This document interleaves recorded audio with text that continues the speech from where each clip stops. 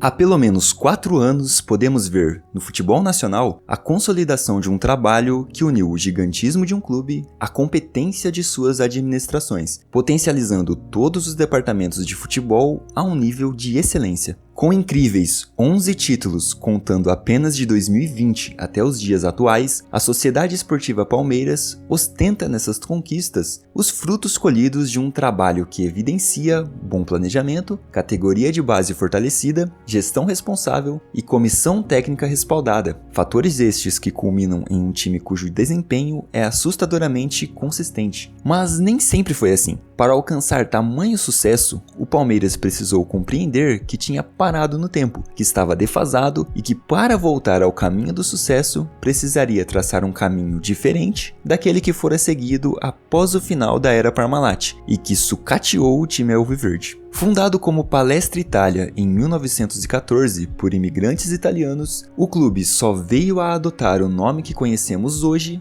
após o então presidente Getúlio Vargas ter declarado guerra ao eixo, lado da Segunda Guerra Mundial ao qual a Itália estava alinhada. Não podendo mais utilizar a referência às suas raízes no nome, tal qual aconteceu com o Cruzeiro, o clube foi rebatizado como Sociedade Esportiva Palmeiras. E embora já fosse altamente relevante no cenário paulista, foi sob essa alcunha que o clube alcançou seus primeiros grandes voos em âmbito nacional, com a primeira academia de futebol, conquistando 6 títulos nacionais e contando com jogadores históricos que foram os responsáveis para que o time recebesse tal nomenclatura: Ademir da Guia, Leão, Djalma Santos, Luiz Pereira, Julinho Botelho e entre tantos outros. Depois dessa fase que coincidiu com a aposentadoria de Ademir da Guia em 1977, o Palmeiras passou por um grande jejum, tendo sequer conquistado um título estadual nesse período. Este grande tempo de seca foi encerrado em 1993, tendo conquistado neste ano o Campeonato Paulista, Campeonato Brasileiro e o Torneio Rio-São Paulo. Tal desempenho acima da média foi resultado de uma parceria que começou efetivamente no ano anterior, em 92, com a gigante italiana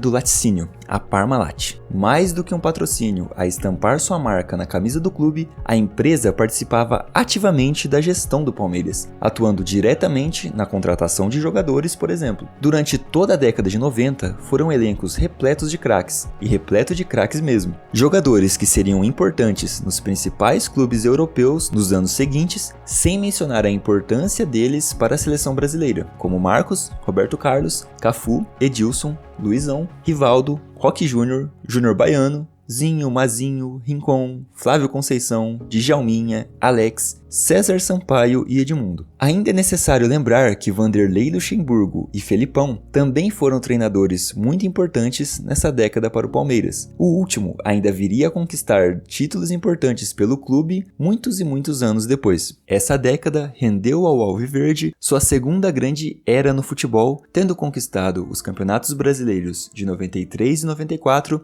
títulos estaduais, Copa do Brasil de 98 e a tão sonhada Taça Libertadores da América em 1999. Os torcedores não sabiam, mas os próximos 15 anos demandariam ainda mais resiliência do que fora exigida deles entre 77 e 93. Com a saída da Parmalat em 2000, o clube até fez uma temporada razoável naquele ano, vencendo os extintos Torneio Rio-São Paulo e Copa dos Campeões. Só que muito por conta do fim da cogestão da Parmalat, mas também pela gestão confusa e populista de Mustafa, o clube foi rebaixado para a Série B em 2002. Daí em diante, o clube empilhou elencos limitadíssimos, jogadores que claramente não tinham condições técnicas de vestir a camisa verde, fracassos, vexames históricos como a eliminação para o Asa de Arapiraca e a goleada em pleno Parque Antártica para o Vitória por 7-2, ambas na Copa do Brasil, sendo nas edições de 2002 e 2003, respectivamente. O torcedor do Palmeiras tinha como alegria a presença de alguns jogadores como Marcos e Valdívia nos anos seguintes, mas claramente não era o suficiente para elevar o patamar do time, que que simplesmente não tinha recursos para reforços melhores. Tendo passado a maioria desses anos, no máximo como um coadjuvante no futebol nacional, tudo ainda ficaria pior. Embora o clube tenha conseguido a façanha de vencer a Copa do Brasil de 2012 com um elenco muito fraco e um bom trabalho de Felipão e Marcos Assunção, foi também neste ano que o Alviverde foi rebaixado novamente à Série B. A essa altura, o Palmeiras era protagonista apenas na quantidade imensa de memes que suas atuações e notícias geravam. Sim, o Palmeiras nessa época era um meme maior que o próprio Vasco. Vale lembrar que naquele ano, o Corinthians venceu a Libertadores e o Mundial, o São Paulo venceu a Sul-Americana e o Santos ainda vivia a era Neymar. Ou seja, o Verdão estava realmente muito abaixo dos rivais e era a quarta força do estado. A partir da gestão de Paulo Nobre, as coisas começaram a mudar para o clube palestrino. Tendo injetado dinheiro do próprio bolso no clube, mas também buscando acordos e melhorias a termo de patrocínios e estrutura, o time foi aos poucos ficando mais forte, enquanto a reforma do antigo Palestra Itália acontecia e o velho estádio era transformado em Allianz Arena. E foi esse o palco de uma das conquistas mais festejadas pela torcida.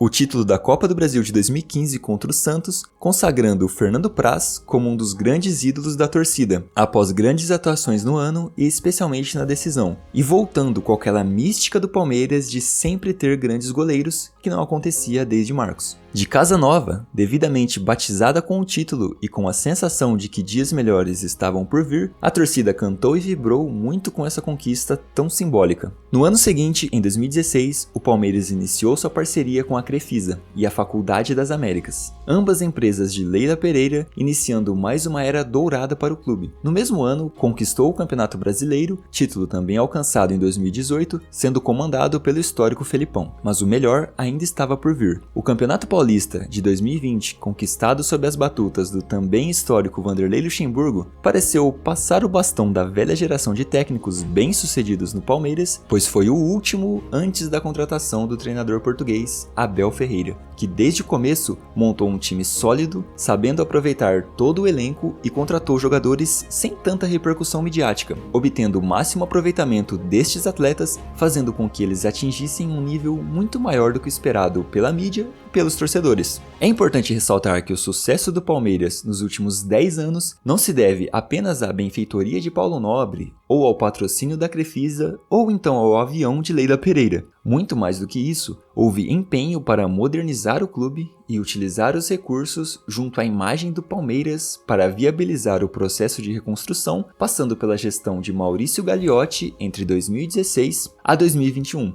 e alcançando a consolidação durante o mandato de Leila Pereira, que assim como seus antecessores, faz ótimo trabalho, cada um a seu tempo e modo com objetivos diferentes. O acordo com a Allianz gera milhões em receita. As categorias de base revelam diversos talentos em sequência. O centro de treinamento é moderno, o departamento de fisiologia faz um trabalho que beira a perfeição e as finanças são equilibradas de um modo que o orçamento com contratações não precisa atingir níveis estratosféricos, haja vista a competência que só uma comissão técnica com respaldo e confiança pode proporcionar. Isso sem citar todo o investimento em estatísticas que o Palmeiras já fez e você pode conferir nesse vídeo que eu postei recentemente. E assim, de dentro para fora, o Palmeiras atingiu a excelência. Mas voltando ao campo e ao trabalho desenvolvido por Abel Ferreira, já são 10 títulos conquistados pelo treinador e sua comissão técnica. Fala-se tanto na figura dele como expoente dessa direção palmeirense, não só pelo seu inegável carisma, posturas polêmicas, mas sim porque entra ano, sai ano, jogadores chegam, saem e o time continua extremamente bem treinado, onde peças novas são contratadas pontualmente para o modelo de jogo proposto, repondo saídas igualmente pontuais, já que o clube não tem urgência em negociar seus destaques. Embora haja altos e baixos inerentes a qualquer trabalho, os times são sempre regulares e competitivos, quase como se o Palmeiras fizesse 2 pontos em todos os jogos que disputa. Pode-se dizer vários jogadores de sucesso nas últimas temporadas, vários que se destacaram pelo clube. Alguns saíram e alguns seguem, outros não mantiveram o mesmo nível em outras equipes, e é visível que o treinador não só faz um bom trabalho tecnicamente, como também é notória sua participação no psicológico coletivo do time, pregando a resiliência e a competitividade máxima. Porque vamos combinar uma coisa aqui, é muito difícil você manter a mesma vontade para conquistar o 3º título se empenhar empenhando exatamente da mesma forma que se empenhou no primeiro, e Abel conseguiu fazer isso com o time. Se a era Crefisa já superou a era Parmalat em títulos, agora a era Abel Ferreira sozinha está a um título de igualar toda uma década de patrocínio master da Parmalat num período menor que 5 temporadas. Isso diz muito sobre relacionar o sucesso do clube apenas ao dinheiro investido. Fosse apenas isso, e sem um trabalho verdadeiro sendo desenvolvido com competência nos bastidores, provavelmente o Palmeiras não teria alcançado este nível de evolução. É só você imaginar, com Felipão ou Luxemburgo,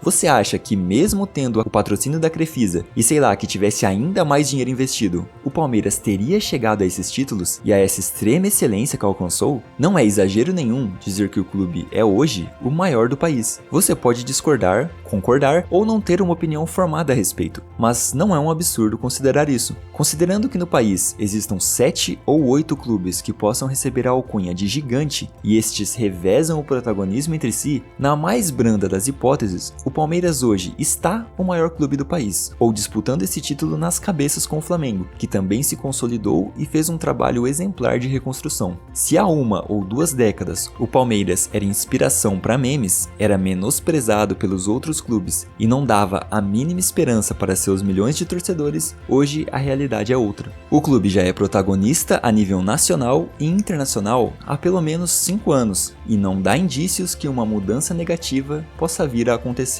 tão em breve. O time parece estar em terras firmes, ainda que amanhã ou depois não tenham mais o patrocínio da Crefisa. Dessa forma, a discrepância entre os rivais vai ficando cada vez maior e o protagonismo vai aumentando cada vez mais, mostrando que caso não haja profissionalismo, empenho, continuidade e o entendimento do que é o mundo do futebol moderno, esse descolamento vai ser cada vez mais acentuado, fazendo com que a Sociedade Esportiva Palmeiras acumule cada vez mais títulos, deixando clara para todos a importância do trabalho sério para que se atinja a tão almejada e pouco alcançada excelência.